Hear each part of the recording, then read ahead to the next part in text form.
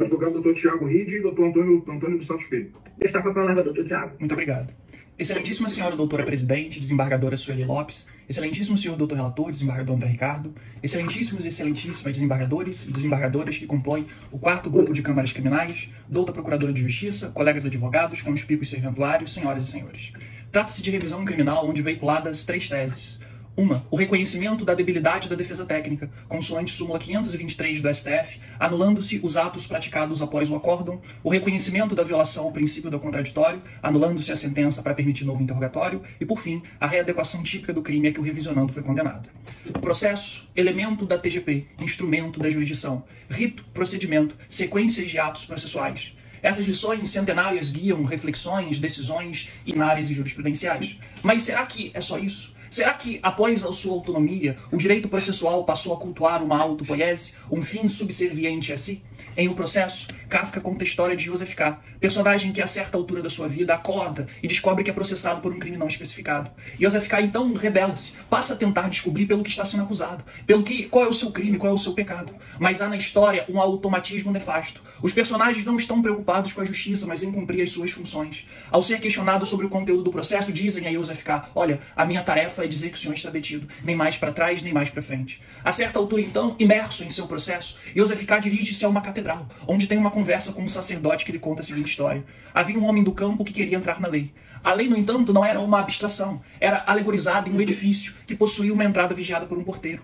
O homem do campo, então, diz ao porteiro que gostaria de entrar, porque todos aspiram a entrar na lei. Contudo, o porteiro retrucou dizendo que naquele momento não seria possível a sua entrada. Assim, o homem do campo sentou-se ao lado da porta e ficou esperando por dias, meses e anos para que a sua entrada fosse permitida. Bom, o tempo passou, o homem do campo permaneceu ali, envelheceu ali e quando estava quase morrendo fez uma última pergunta ao porteiro. Estive aqui durante anos a fio e ninguém nunca mais passou por aqui. Ora, se todos aspiram a entrar pela lei, por que em todo esse tempo ninguém mais tentou entrar? Por que ninguém mais passou por aqui? O porteiro então lhe disse, ninguém mais passou por aqui porque essa porta era só sua. Ela havia sido construída só para você, mas como você não entrou, eu vou embora e a fecho. Excelências, hoje o homem do campo tem nome e sobrenome, revisionando. Após anos de processamento, após sentença e acórdão condenatório, havia uma porta destinada só para ele. Ninguém mais poderia entrar por ela. Essa porta era a admissibilidade do recurso especial. Mas houve aqui um elemento mais dramático do que na história de Joseph K. Aqui ele não conseguiu entrar por imperícia do seu ex-patrono. Não conseguiu entrar porque o seu antigo advogado errou o recurso cabível por 5 vezes consecutivas. Não, excelências, eu não estou questionando a estratégia, as teses, os pedidos. Eu estou dizendo que houve a interposição sucessiva e equivocada de 5 recursos, todos assim qualificados pelo segundo vice-presidente desembargador Marcos Basílio. Em primeiro lugar, diante da inadmissão do recurso especial por problemas de petição, o ex-patrono do revisionando interpôs agravo interno ao invés de agravo em recurso especial. Daí, Sua Excelência, o desembargador Marcos Basílio, afirmou o agravo interno é manifestamente incabível. Diante da literalidade legal, os tribunais consideram, segundo Sua Excelência, até mesmo inaplicável o princípio da fungibilidade. Diante dessa decisão, em segundo equívoco consecutivo, o advogado interpôs agravo interno em recurso especial. Como demonstrado na inicial, o serviço de autuação sequer soube como autuar o que foi protocolado. Daí, novamente, o desembargador Marcos Basílio afirmou que esse agravo, no agravo interno, era, abro aspas, manifestamente incabível e não encontrava guarida no ordenamento jurídico. O terceiro equívoco foi ainda pior. Contra essa decisão, o ex-advogado do revisionando interpôs agravo interno no agravo interno em recurso especial. Ao apreciar o terceiro equívoco sucessivo, o desembargador Marcos Basílio consignou que essa era uma situação incompreensível e incabível. Mas a situação não parou por aí. O ex-patrono do revisionando, então, em quarto erro sucessivo, opôs embargos de declaração na segunda vice-presidência, pedindo o reconhecimento de uma prescrição inexistente. Ao apreciar os aclaratórios, o desembargador Marcos Basílio disse novamente que o recurso era manifestamente incabível, já que a segunda vice-presidência não possui competência para analisar tal pedido de prescrição. Em quinto erro consecutivo, houve nova oposição de embargos de declaração, reiterando, friso, uma prescrição inexistente. Daí, Sua Excelência, o desembargador Marcos Basílio, bradou: esse órgão não tem competência semelhada a juízo. E com isso, negou o quinto recurso consecutivo e equivocado. Excelências, ao estudar o caso e me deparar com esses erros grosseiros, fui tomado por uma grande agonia.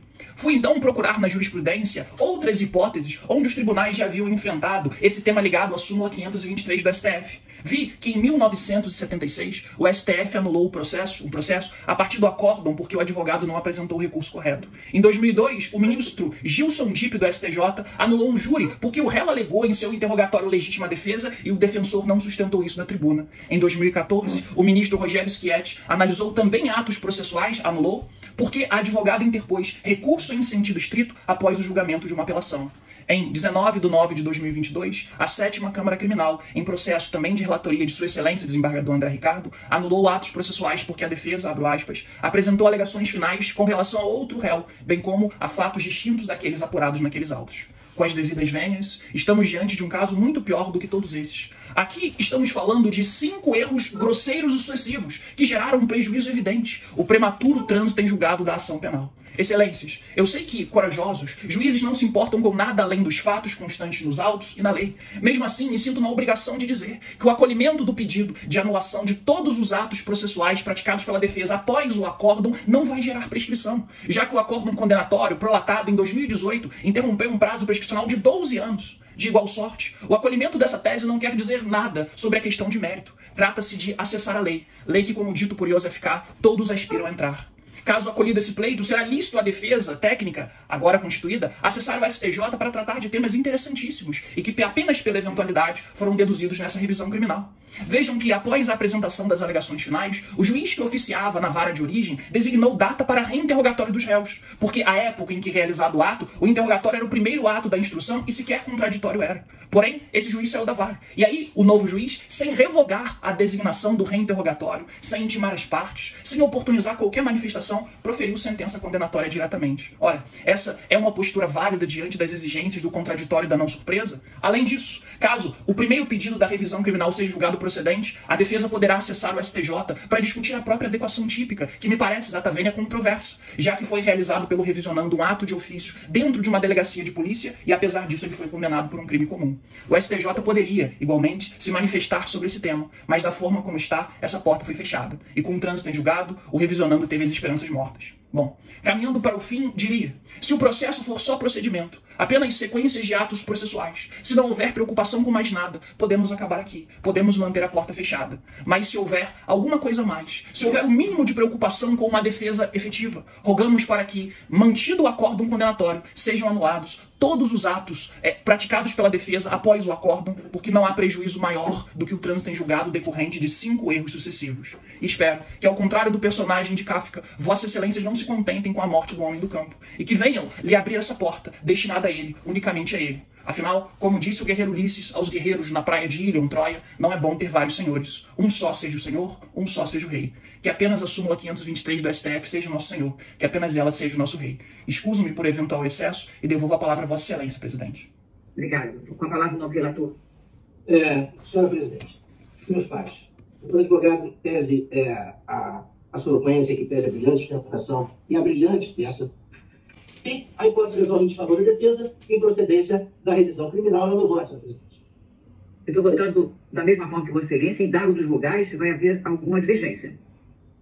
Não? Então, doutor. Senhora presidente, desembargadora Maria Angélica, eu estou pedindo vista. Tá bom. Alguém vai falar vista? Senhora presidente? Sim. Não sei se eu voto antes da desembargadora Maria Angélica, que pediu vista. Vota, com certeza. Sim. Então, eu queria apresentar um voto já divergente.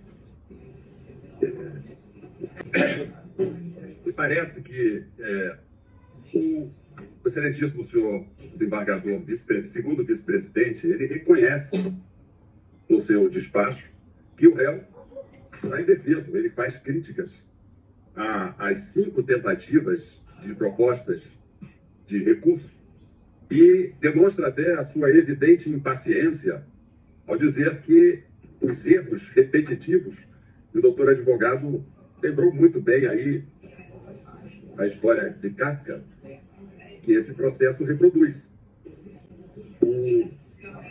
O apelante ficou sem defesa em dado momento. Então, houve contraditório. E a partir de então, eu estou acolhendo a tese do revisionando no sentido de anular esses atos e devolver o revisionando desde o momento que uma autoridade competente reconhece que o réu está indefeso, a possibilidade dele apresentar os recursos legais para ser apreciado pelas cortes superiores. É como eu estou votando. Você, então, inaugurou a divergência. Desembargadora Sueli, eu vou aguardar a vista da desembargadora Maria Angélica. Tá. E quem mais tem aguardado? Se eu estiver no quórum, eu aguardo a vista também. O desembargador Joaquim está no quórum? Como de excelência? Sim. Sim. Como manifesta a excelência, desembargador Joaquim? Eu aguardo a vista, senhora presidenta. Então, os demais julgados aguardarão vista, não é isso? Não era assim?